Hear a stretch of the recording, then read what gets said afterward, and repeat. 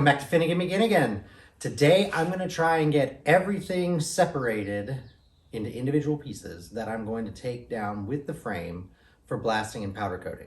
And that's a lot of the stuff that's going to be underneath the car.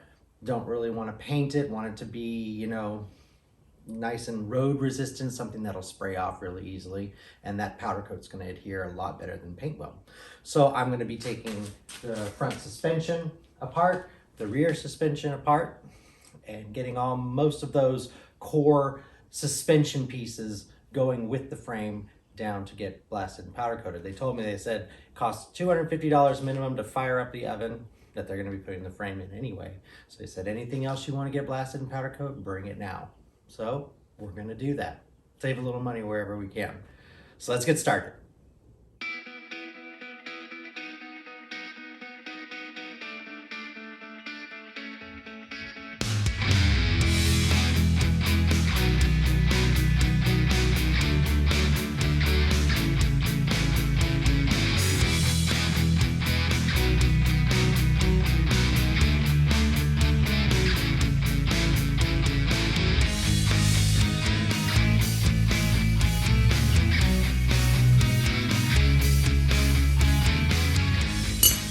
This cap is supposed to spin off so that I can get to the hardware underneath to remove this whole drum. Let's see how easily it wants to come up. Get that off.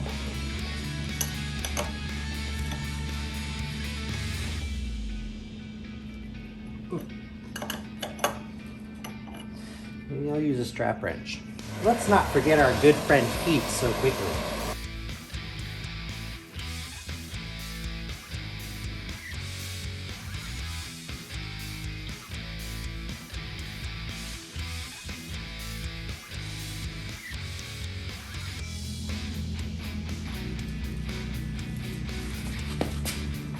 There we go.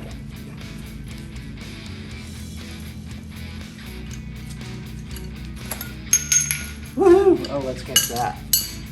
Everything reliquefied. I think that whole cap is supposed to be full of grease. So, we'll see. Pen.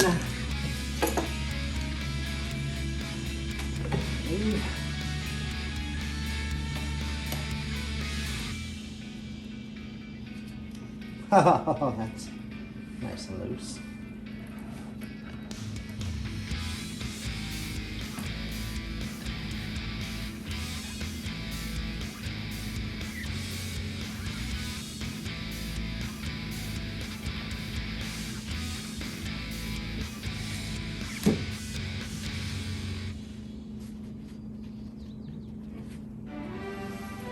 All right, let's see how easily this drum comes off.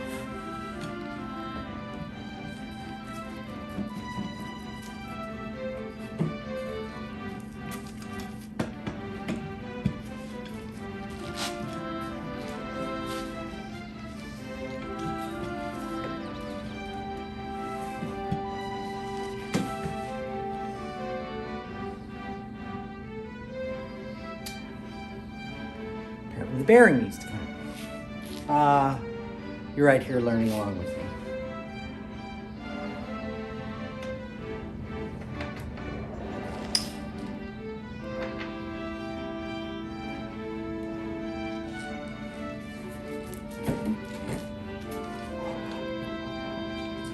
Rubber mallet, eh? Why ruin good gloves when you can ruin disposable gloves? Let's do a little this.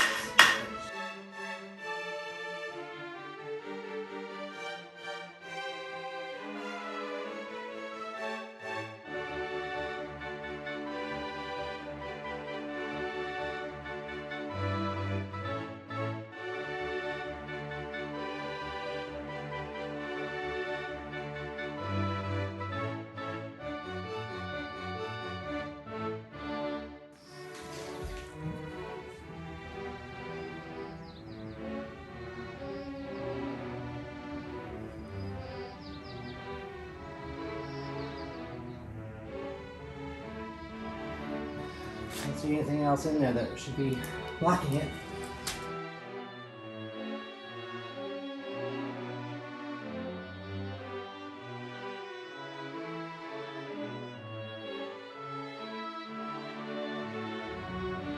I'm going to try something different.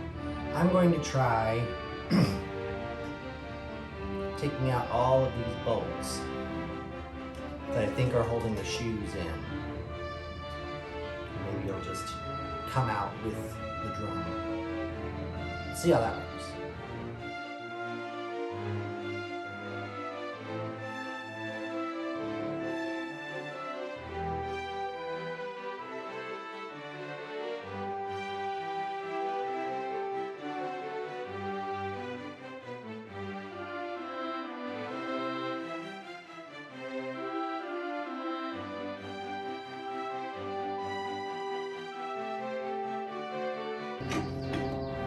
Aha! I think we might be having success here.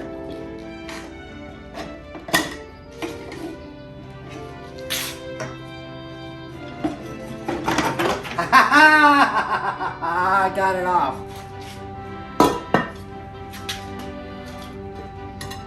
Oh, let's set that down. Oh, there's the inner bearing. It's not completely out of the way. We'll get it out. Store this.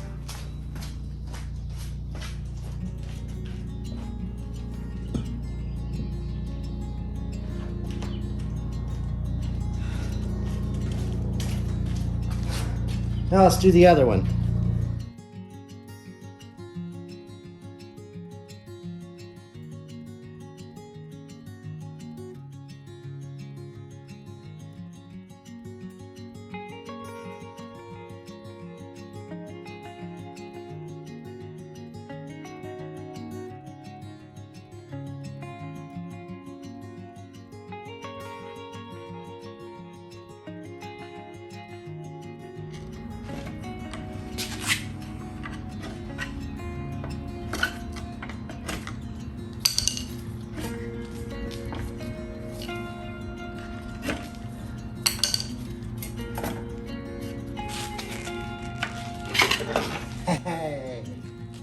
All right, here is Ford's first hydraulic drum brake, 1939, first year.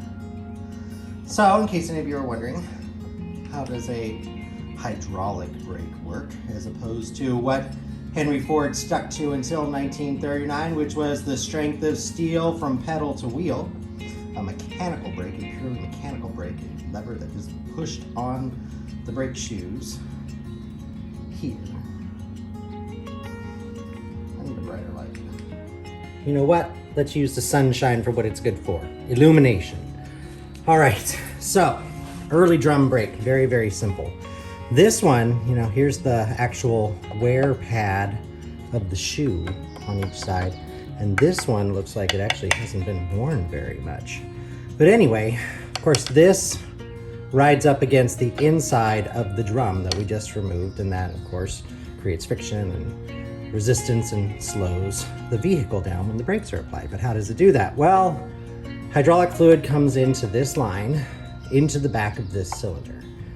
And of course you can't compress a fluid, so by applying hydraulic pressure, you're creating a mechanical force that's gonna force these brake shoes apart. Because the water comes in here and it pushes the cylinder this way, it pushes the cylinder this way, and it pushes the brakes up against the drum and applies braking pressure. And what draws it back and relieves that hydraulic fluid when you let off the brake pedal is this spring here, which is pulling these two shoes back together. Now, on the other side, which you may have seen, and I can point it out to you again, is that the front shoe was almost gone. And the back didn't look like it had been worn very much. And that means that, of course, all of the braking pressure was being put on this one because they weren't balanced back in front. And for these, they have some asymmetrical, I can't come up with the word right now, bolts. Basically, it's as you rotate it, it isn't spherical, it's more elliptical, and it pushes this side back and forward to balance up the shoe and make them rub evenly. Well, this has a very simplistic way. Any drum brakes that you would see from the 50s, 60s and onwards would have an adjusting wheel where you can actually physically roll a wheel and mechanically force those out and back and adjust it perfectly. And I'm on the back wheels, I'm going to upgrade the backing plate for that to have that adjusting star wheel. The fronts, I'm just going to leave this and adjust as good as I can. So let's go ahead and get this taken apart. As you can see, there's a whole bunch of grease in here, nastiness. Watch out for that. All right, here we go. This is my first time. Just like in radiological work, change gloves often. Also gives your hands a chance to dry off. Sweaty.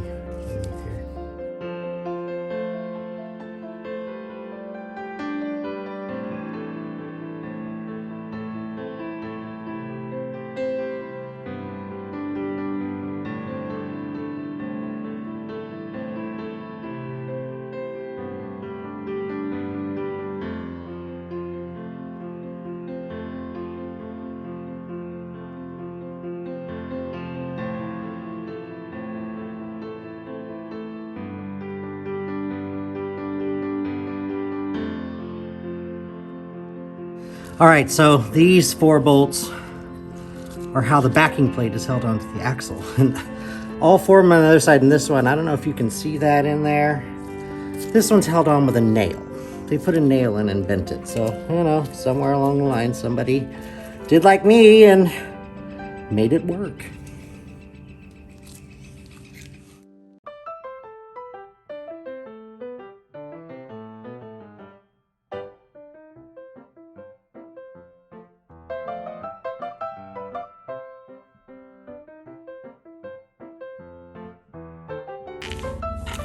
Scooping out all that old grease.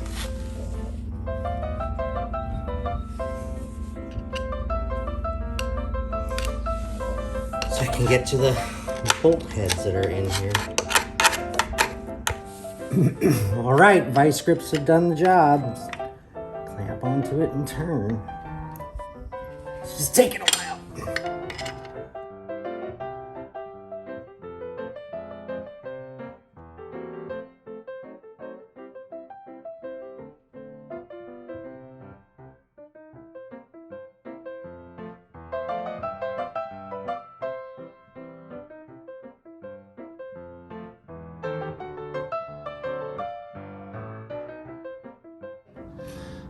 Oh, yeah, okay. It is. All right. Yay. But I was going to take off the whole kingpin and axle and get that off. This one should be interesting. Got to read up on this. I don't know if it has to be pressed out or what. So it looks like looks like it's pressed in. It's got grease fittings on both sides.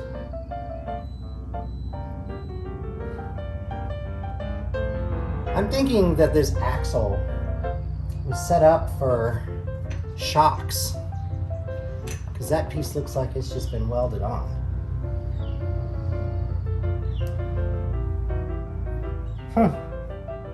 Interesting. I've seen those for sale, the shock absorber units, to see how it mounts to the frame or the body, wherever it goes to. All right, let's figure out this next part. Let's move on to getting the rest of these parts off, so that when we do get to that pin removal, all the stuff is already off of it.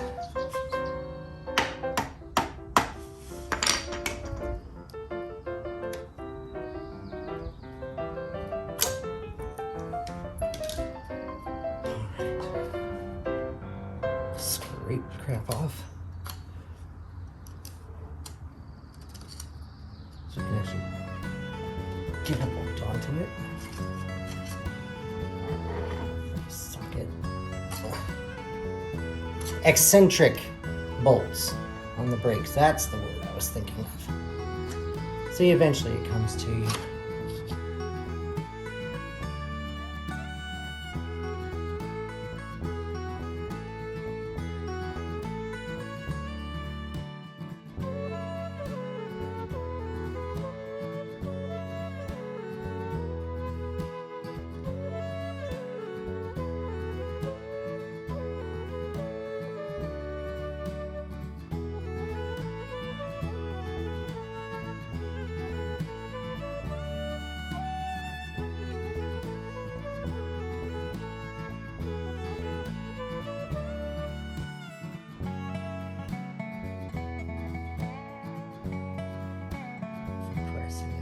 or however we're supposed to say this. Like I said, I'll go research real quick and be back instantaneously for y'all on the internet. Lord knows how long it'll take me. Interesting. Little itty bitty axles.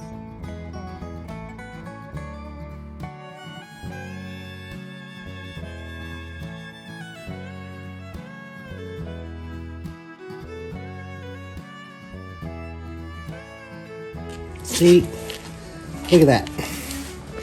All because somebody couldn't find a cotter pin. A nail. Nail. Nail. Nail. Well, I think that might actually... Nope. Nail. Oh, okay. Here we go.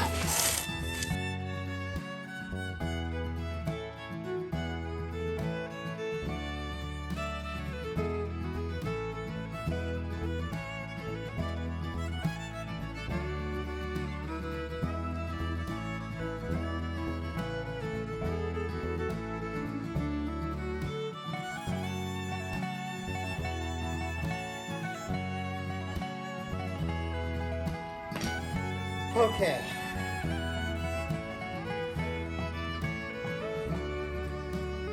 Something tells me these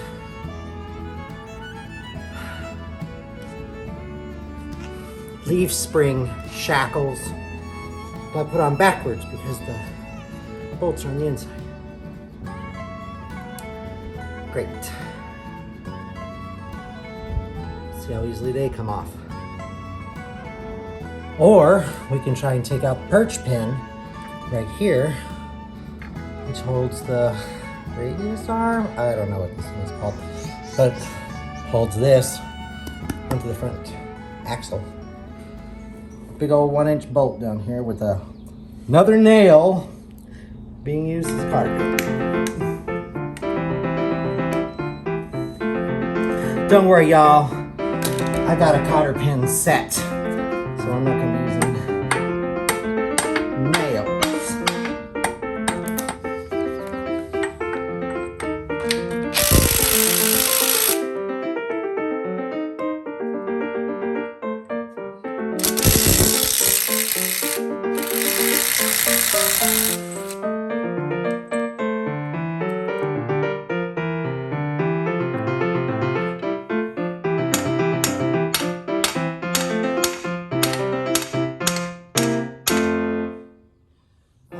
That's going to come out so easily.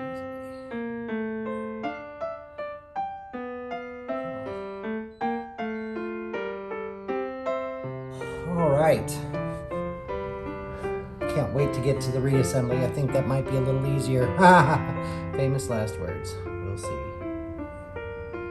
Okay, I did a little research, meaning I watched a video by Iron Shop Garage who did basically what I need to do.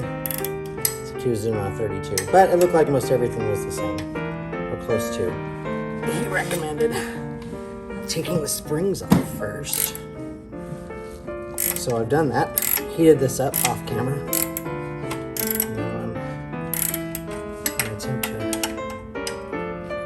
remove the leaf spring from the perch pin to remove some tension off it. Also, we're going to be taking the spindle off first. And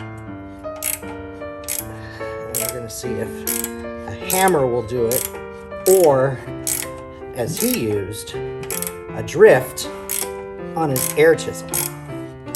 Which I have an air chisel, don't have a drift. But, at least I know how things are supposed to come apart now. Knowledge is power. Knowledge is power. Okay, both those are off, so let's figure out how to get this off.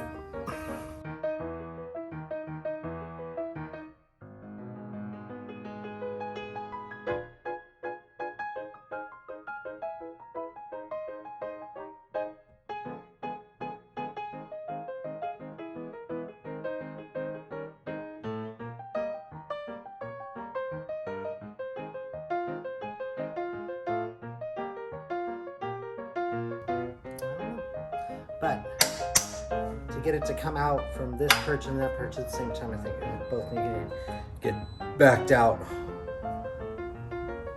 One, then the next one, then the next, wiggle it out. So I'll go to the other side, then I'll come back.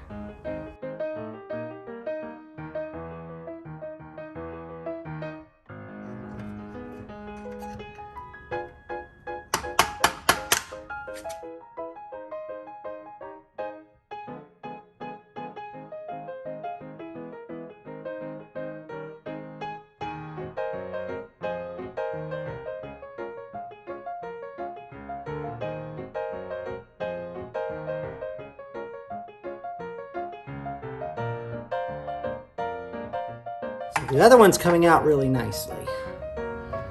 This one is not.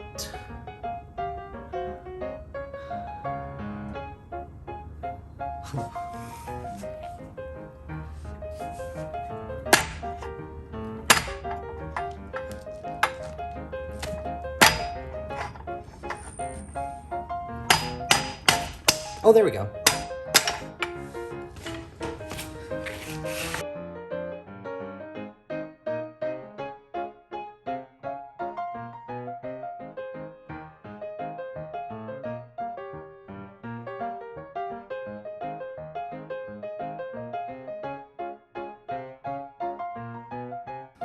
All right, it's flipped over. Get the extra rubber out of there from the spring shackle. Now, it's been flipped over. What we're gonna do is we're going to lubricate these really well. There's a little concavity that I can put a bunch of penetrating oil, JB Blast, whatever. And then also, you probably put it here, but we're gonna have to hammer this out and hammer that out. All right, let's clean this up in here. Get some penetrating fluid down there too. What's nice about mine, as compared to the one that he did on Iron Trap Garage, is that my spindles turn really easily. So that means there's got to be some lubrication in there. So it may not be super hard, you know, getting the right amount of force on that. All right, yeah, so we'll let that sit a little bit. Ugh, that's a gunk to break off. And I'll do both sides. Before we take the kingpin out, this is the kingpin that holds the spindle onto the axle, we have to take this nut and bolt off. This is your steering radius stop. So this is a block, so that's as far as you could turn the wheel. But it also kind of goes into that kingpin in a little moon-shaped cutout in the kingpin, so it kind of secures it in place. So we need to remove that before we have any hope of getting the kingpin out. So what we do is we back off this nut all the way, then put it back on a little bit to protect the threads, and hammer it that way to get the bolt out. So I'm going to put you on the other side because there's nothing interesting of taking a nut off. You can watch the bolt come out from the other side. Well, that came off easy. I like easy. Okay, now thread it back on a bit. Hammer it and watch right here. This should pop out.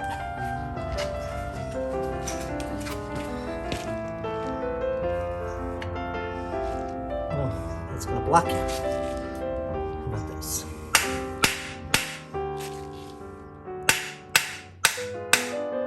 Here, it's moving. Okay, back this off a little bit more.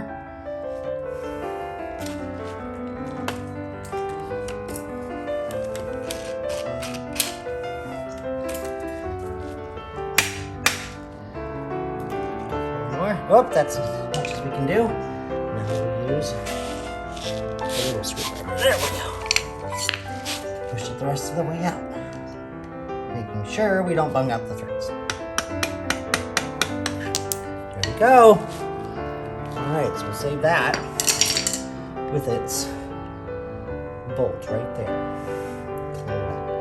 Now we can try the kingpin.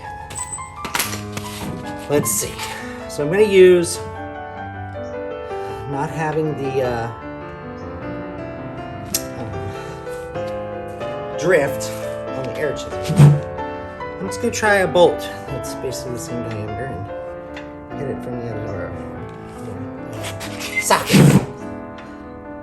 Hit it from the side.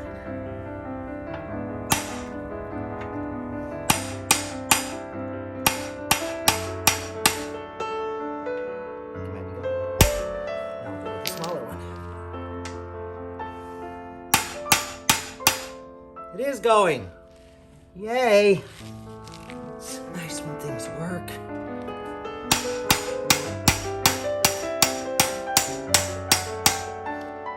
That socket is small enough that it fits in there easily.